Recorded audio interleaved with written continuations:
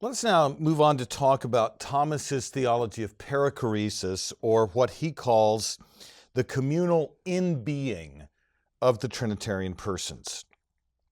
In comparison and contrast to the sustained reflection he gives to the Trinitarian persons of the Son and Spirit, and that of rational creatures, Thomas has comparatively very little to say about the communal in-being of the persons of the Trinity, and even less to say about the specific role such communal in-being plays in relation to the rational creature.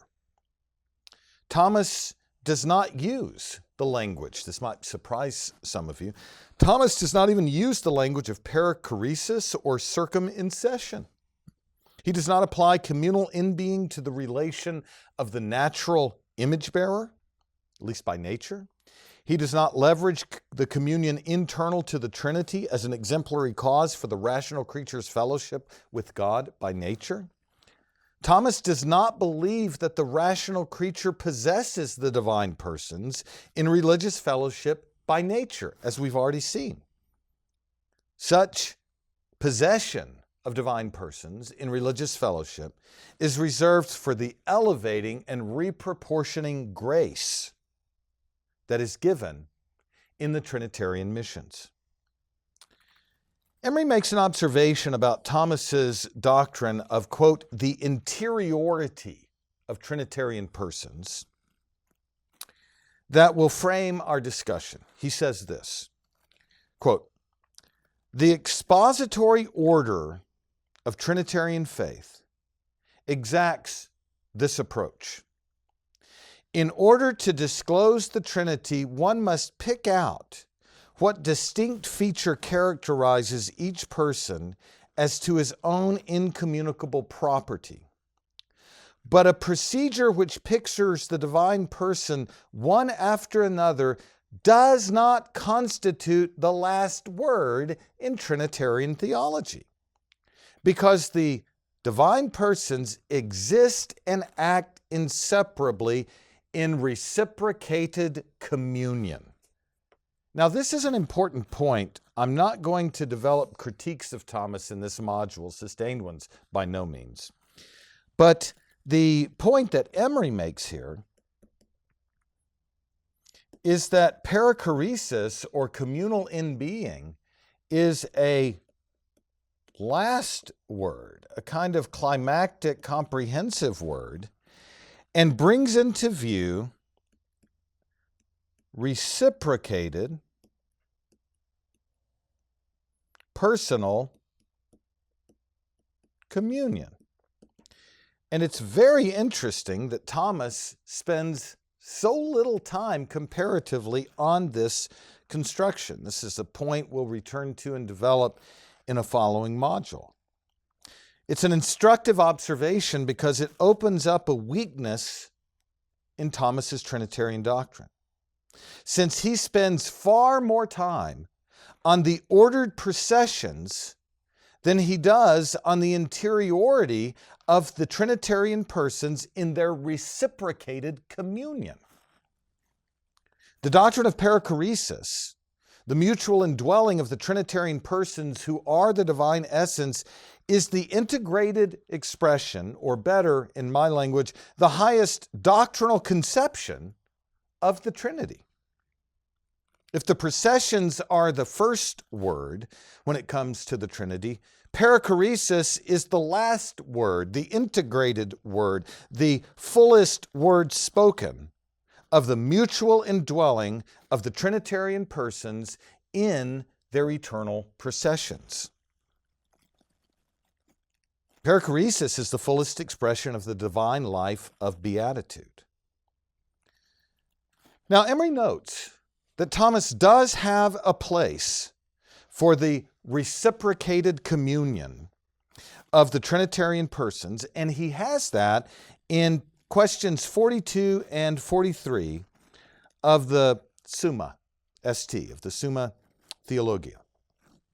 He says that Thomas comes back to the processional relations of origin, but this time, quote, takes them under the aspect of reciprocal communion, which lies at the heart of both the eternal Trinity and of the working of grace for human beings, as central to the equality of the persons as it is to the persons' missions.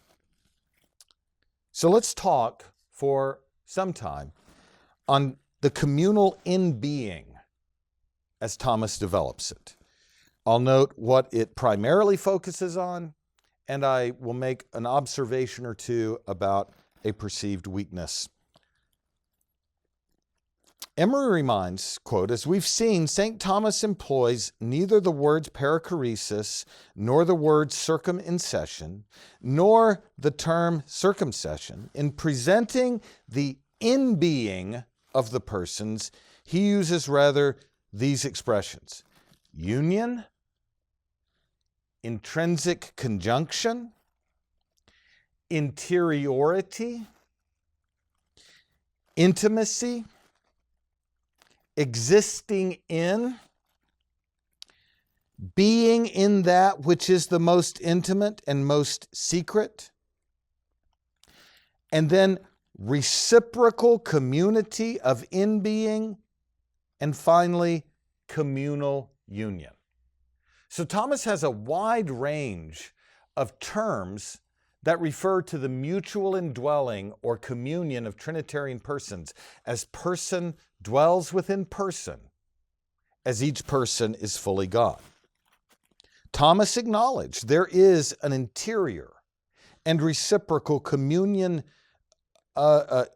union among the persons of the Godhead, that each person exists in the other in an entirely interior manner, so that reciprocal community of in-being captures his understanding. Perichoresis, further, Thomas observes, contemplates the relations within the Godhead not in terms of processional order per se, but in terms of their mutual personal indwelling of one another. And so let me break down from Thomas what this communal in-being looks like and the way he develops it. He makes three related features central. This is now Thomas himself. First, he speaks of the unity of essence. Secondly, he speaks of a theory of divine relations. And third, he speaks of the doctrine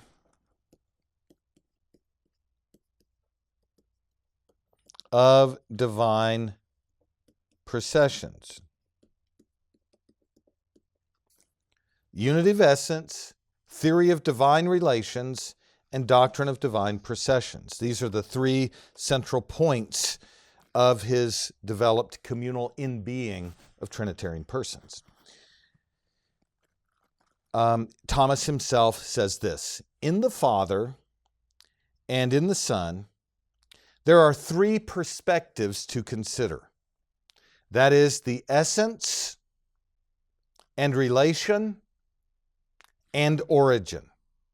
These three angles are the reason that the Father and the Son reciprocate their being. And the same applies to the Holy Spirit. ST1, question 42, answer 5. So, let us take those three in order: essence, relation, and origin. As to essence, Thomas says, quote, the Father is in the Son because the Father is his essence, and he shares it with the Son without any change taking place in himself. Therefore, because the Father's essence is in the Son, it follows that the Father is in the Son.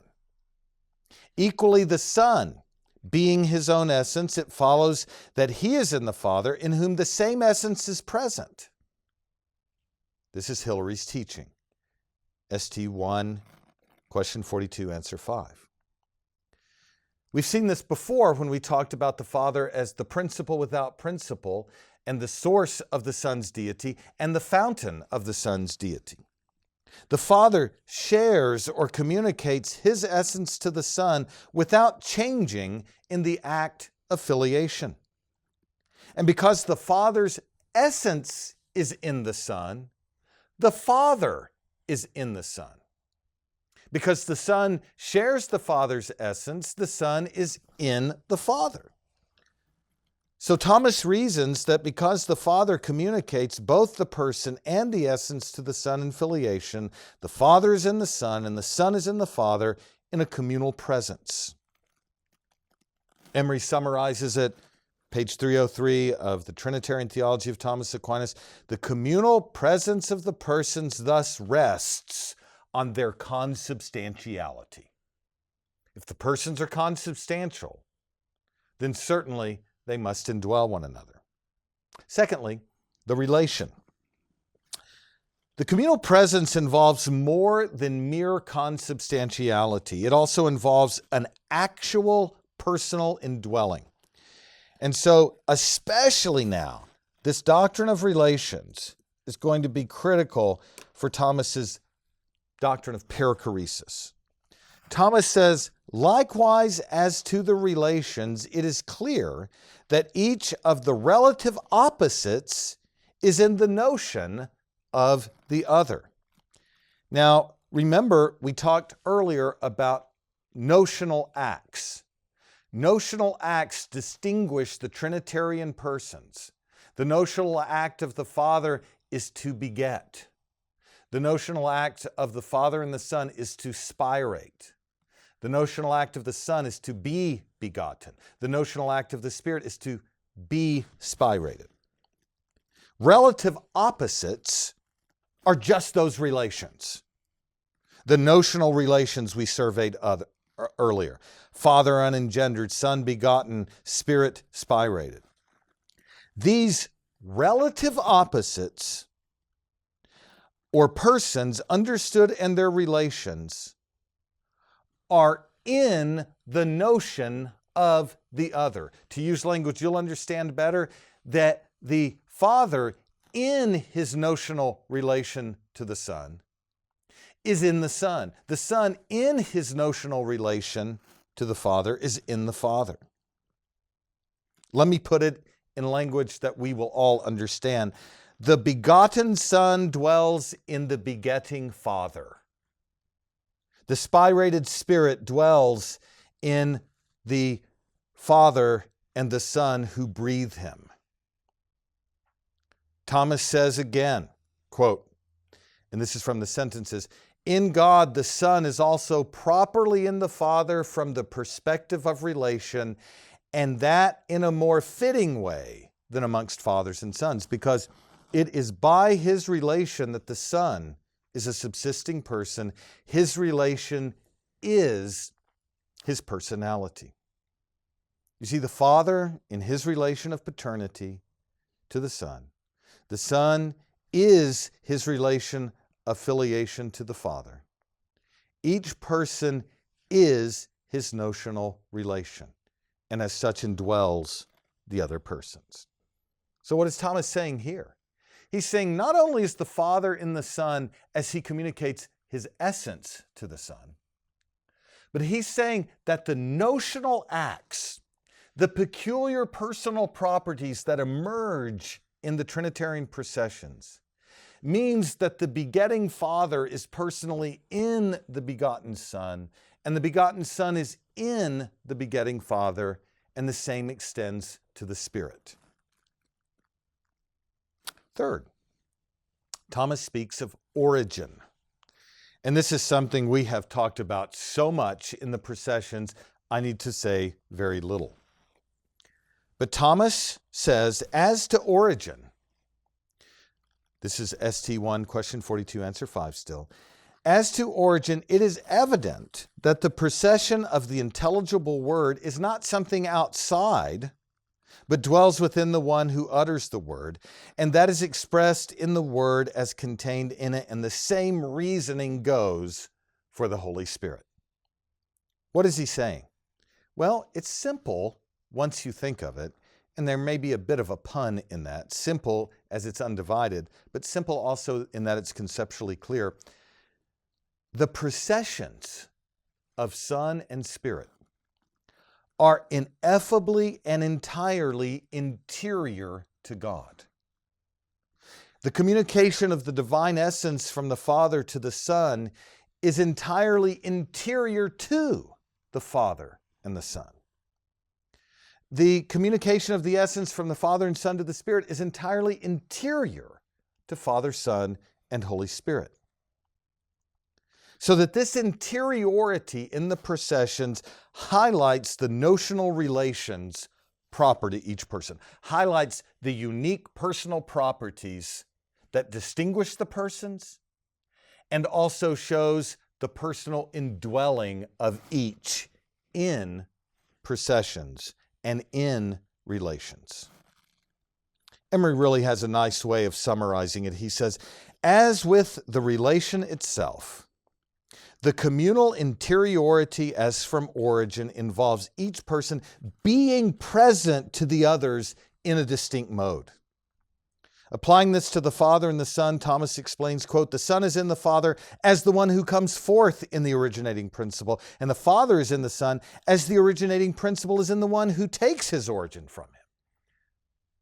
You see, communal indwelling enshrines the personal properties of Father, Son, and Holy Spirit in distinction and in indwelling.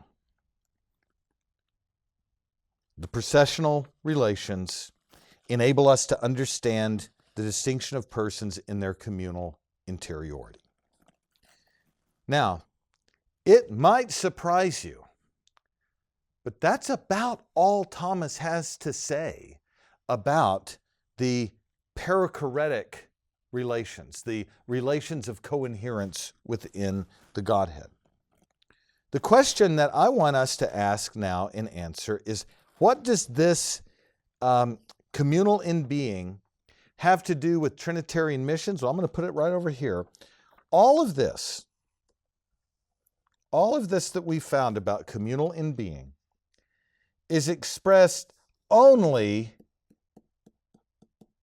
in the creature's exitus in the economy of grace. So we'll call it the economy of exitus, the economy of grace. And let me explain, because this will take a little bit of reflection for us to grasp. Emery makes clear that perichoresis, the communal in-being of the persons in the Trinity, is shared with creatures only in the economy of grace. Now, if you'll pause and reflect on the previous lecture, we've already made this point when we talked about the Trinitarian missions, the image of God, and beatitude.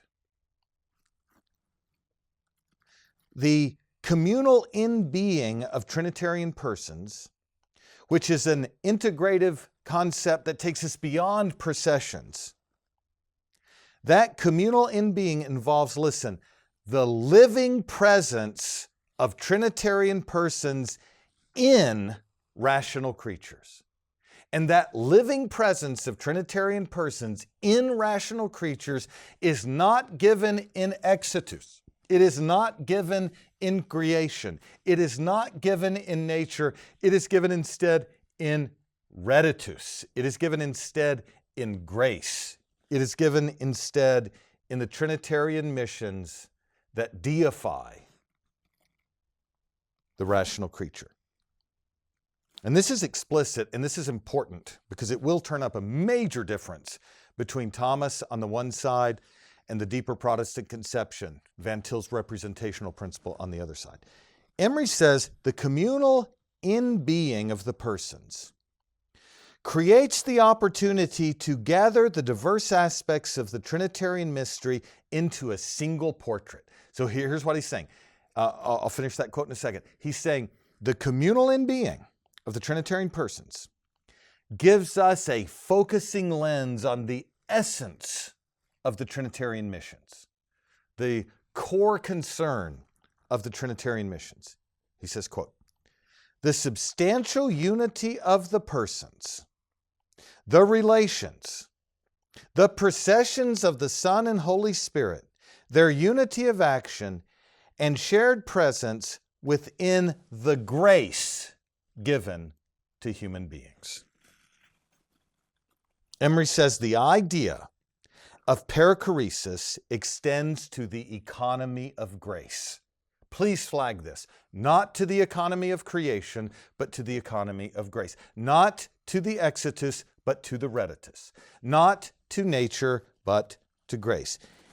He says the gift of the Holy Spirit in sanctifying grace creates the living presence of the Son in believers. Because of the internal community of the persons, believers are united to the Father by the gift of the Holy Spirit through the presence of the Son. Those quotes are from page 302 in Emery. You see, these quotations are very important to notice, since for Thomas, it is only the divine missions of sanctifying grace that confer a religious relation on the creature, that makes the Trinitarian persons present, remember our previous lecture, in a new way, to be possessed by the rational creature, to be enjoyed by the rational creature, to be in religious fellowship with the rational creature. The interior personal presence of divine persons in perichoresis finds its expression ad extra in sanctifying grace, in the infusing and communicating of those properties that are proper to the Son and Spirit in divine beatitude. You see, the representation, to use Emery's language, the representation of perichoresis is not found in the rational creature by virtue of creation simpliciter, not inherent to the gift of creational image endowment, but rather comes by the way of economy of grace. I'll give you another quote here from Emery that I think is useful. He says, "The gifts of grace with which human beings are sanctified are a different kind of reality from nature and from other goods which we receive from creation." Thomas had already said as much when he put forward the general notion of mission. The new presence of the divine persons does not consist in a change of the persons themselves, but in a change within the creature who is enlarged by a new gift of the divine person. That is why Thomas exhibits mission by way of considering the effects of divine persons within creatures, or the new presence of the persons who are given. You see, when you think about the form of this new presence, it is gifted only in grace. So Thomas draws the line from communal in-being and perichoresis, not, please hear this, not to creational image endowment simpliciter. As that creational image endowment exists under covenant, he draws a line from perichoresis to deifying grace, to the economy of grace and glory. Now, I'm not going to engage, as I've said, in an extensive critique of Thomas in this module, but I want to say something absolutely critical for you to understand by way of orientation. This is a brief window into what we will develop in the following module. Gerhardus Voss, in his Reformed Dogmatics, Volume 2, affirmed that medieval Roman Catholic theology enshrines what he called religious externalism. By religious externalism, Voss teaches that the religious relation between the creator and the creature is not given by nature, not conferred in the image endowment by virtue of creation, but is added above and beyond what is given by nature. It is gifted by grace. Voss argued, and I believe convincingly, that, quote, the externalist character of Roman Catholic religion flows directly from its doctrinal conception of the image of God that carries within it the need for superadded grace.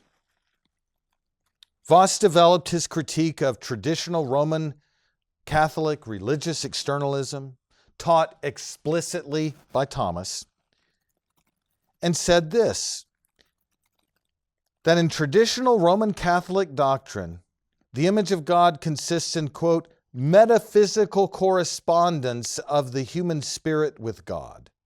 According to Rome, the natural relationship exists in the fact that in this way he is similar to God. There is no thought of a close relation between man and God. The man is like God in his natural sense, and it is a purely deistic conception. As there is for Rome no naturally implanted knowledge of God in image-bearing Adam, there is no natural religious fellowship between God and image-bearing Adam.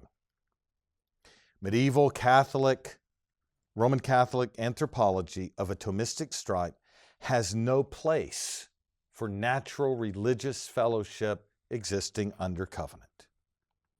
Now, I've written on this elsewhere, and I don't want to quote too many places where Voss has said this, but the point I'm making here is very simple. If you are asking for the true source of the religious externalism in Thomism, it's not found first and foremost in his doctrine of the image of God.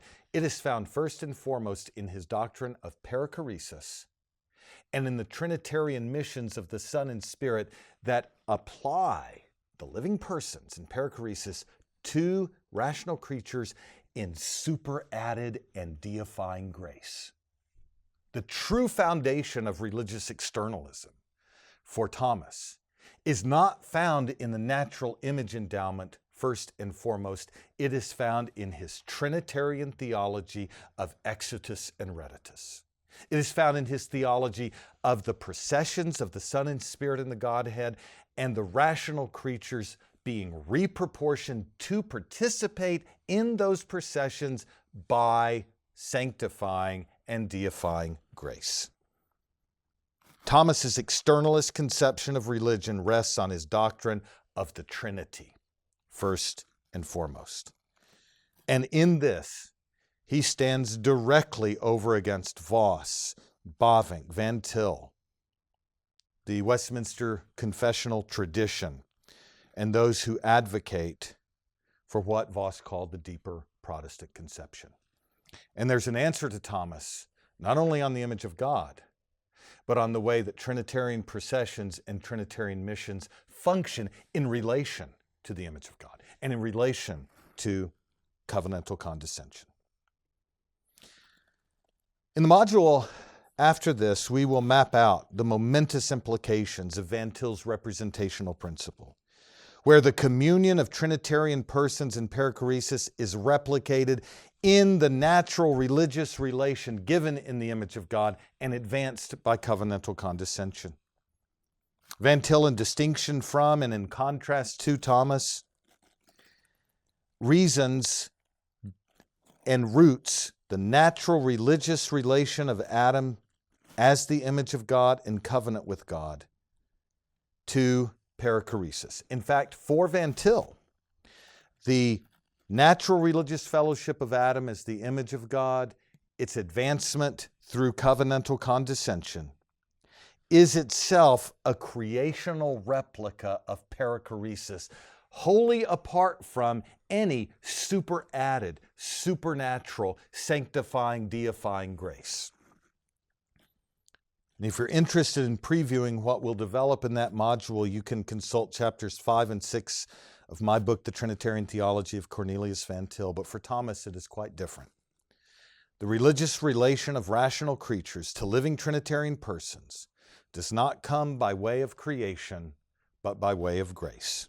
Not by natural gifts, but by supernatural, superadded gifts. the contrast between Voss and Van Til's natural religious internalism in covenant and Thomas's supernatural religious externalism proves remarkably sharp and expansively comprehensive. It is, in fact, totalizing, as we will see. But what we need to do next is look for some time at what I call the extension of the exitus reditus model to different loci in theology, namely Christology, hypostatic union, the Eucharist, Christ's substantial presence as crucified in the Mass, and the doctrine of beatitude. And after we look at that, we'll survey briefly what these arguments yield by way of critique of the retrieval movement, the so-called retrieval movement among some Protestants, and then take a short, very brief glimpse at the better way that Herman Ritterboss set forth in Paul, an outline of his theology.